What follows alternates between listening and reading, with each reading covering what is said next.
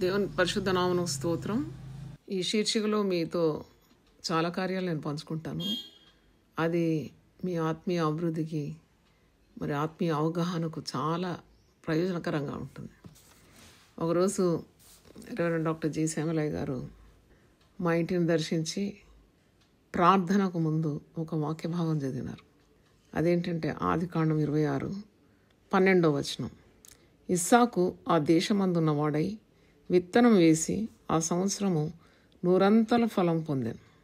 యెహోవా అతన్ని ఆశీర్వదించెను గనుక ఆ మనుష్యుడు గొప్పవాడాయను. అతడు మిక్కిలి గొప్పవాడగు వరకు క్రమక్రమంగా అభివృద్ధి పొందుతూ వచ్చాను.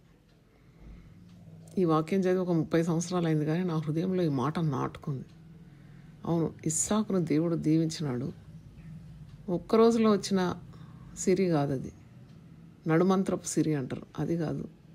దేవుడు అతన్ని దీవిస్తే అతని చేతి పనులను ఆశీర్వదించినాడు.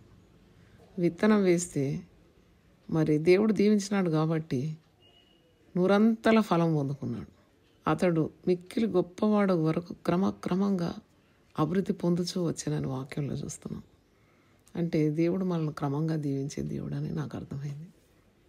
ఒకరోజు పాస్టర్ గారితో మాట్లాడుతున్నప్పుడు, పాస్టర్ గారు నాకు గొప్ప సేవ చేయాలి, మరి గొప్ప జనం కావాలి అని కోరుకున్నాను. అప్పుడు పాస్టర్ గారు ఒక మంచి మాట అన్నారు. అంటే అనుభవజ్ఞులు చెప్పే మాటలో ఎంత అద్భుతమైన భావం ఉంటుందో నాకు అర్థమైంది. జాయ్, అప్పు ధనం కాదు, వాపు బలం కాదు అన్నాడు.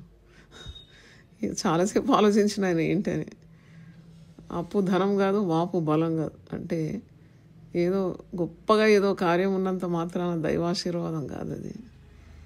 కాబట్టి దేవుని దృష్టిలో మనం మరి యథార్థంగా ఒక్కొక్క కార్యం మెట్టుకు మెట్టు దీవింపబడుతూ దేవుని దృష్టికి అంగీకారంగా ఉండాలని నాకు అర్థమైంది. దేవుని స్తోత్రం.